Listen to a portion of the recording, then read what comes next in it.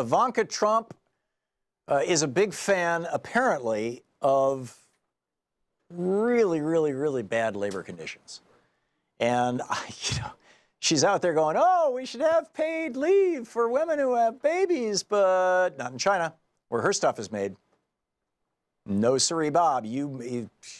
Ivanka Trump's workers, now they obviously don't work directly for her, they work for the contractors or company contracts with, but the workers who make Ivanka Trump's products, they got a very different world, a very different life. There's an article by Erica Kainz in the San Francisco newspaper, this is at sfgate.com, and the headline is Apple versus Ivanka Trump, competing ethics collide in China. And the article talks about how in 2016, Apple basically got busted. And they got busted by a group called China Labor Watch that is a local Chinese group that sends people into Chinese factories to find out what the labor conditions are like. And they came back, they reported back in 2016 that the factory where they were making iPhones in China, the people were suffering from wage theft. They weren't being paid for the hours that they were working.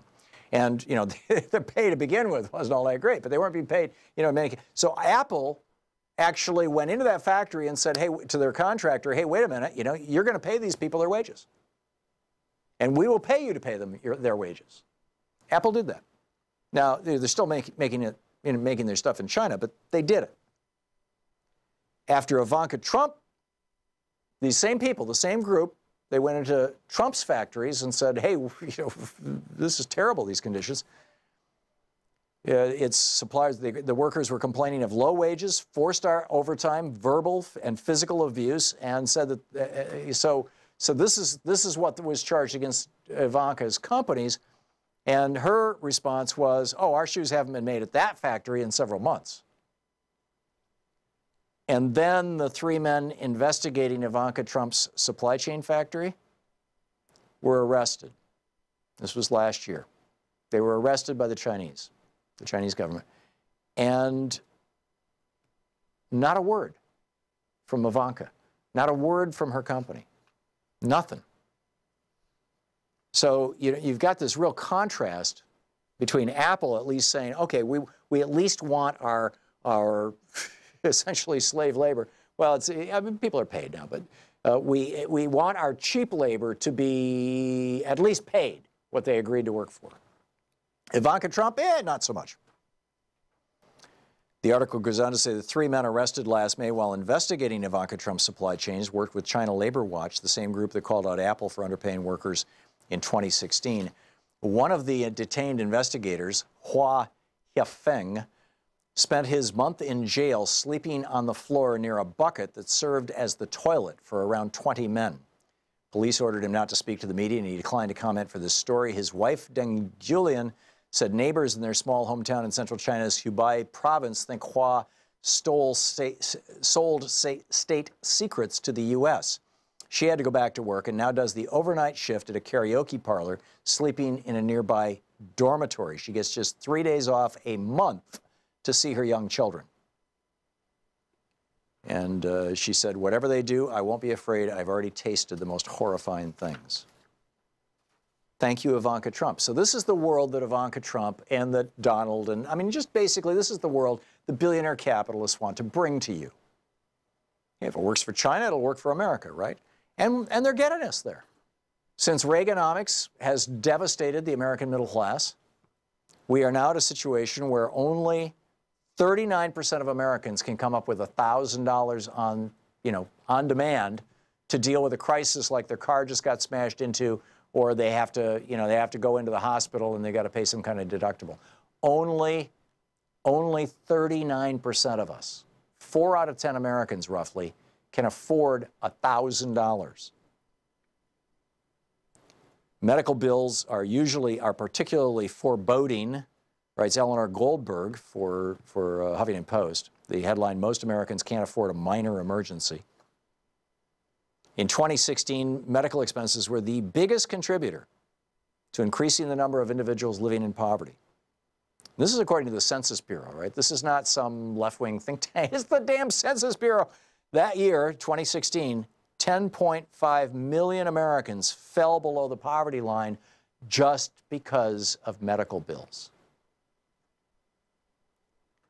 10.5 million Americans fell into poverty last year, the year before last, excuse me, the last year of the Obama administration. 10.5 million Americans fell below poverty simply because somebody in their family got sick. And when people fall below the poverty line, typically they're not living at that level, and it's devastating to their families. This leads to insane levels of financial stress.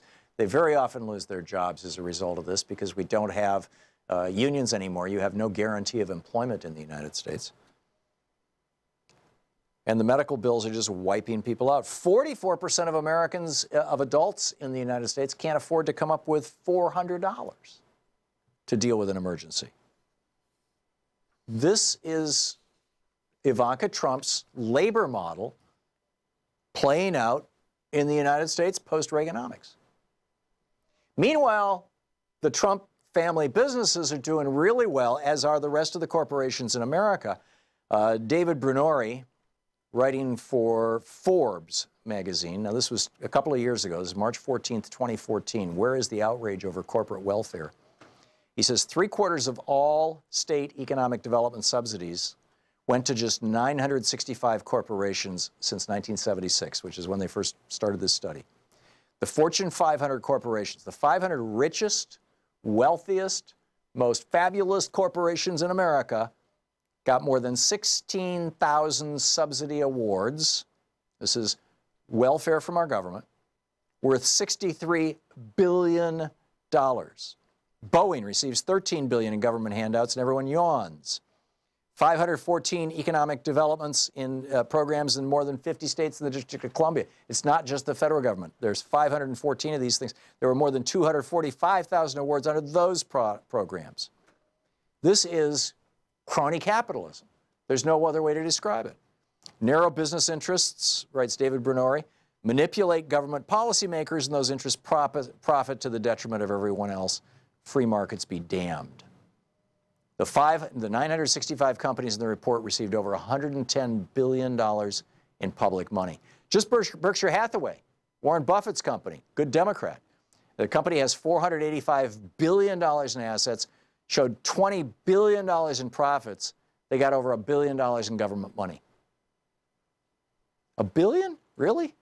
I mean, this is a corporate welfare system that is absolutely breathtaking. And what does this cost?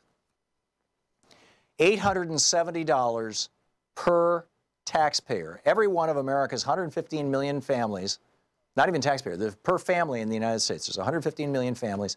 Each family paid $870 a year for direct subsidies and grants to corporations, number one. Number two, each family spent $696 for business incentives at state, county, and local levels. Number three, the Tax Foundation concluded that special provisions cost taxpayers over $100 billion a year. That's $870 per family. You add all this up, just those three things. Those are just the top line ones, just the big ones. The welfare that big corporations are getting is costing you and me, the average family in America, we are paying $2,436 a year in our taxes. We're putting that money into our taxes, and that money is recycled to the largest corporations in America, $2,400 a year. And it's going to get worse now that Trump did this giant tax cut.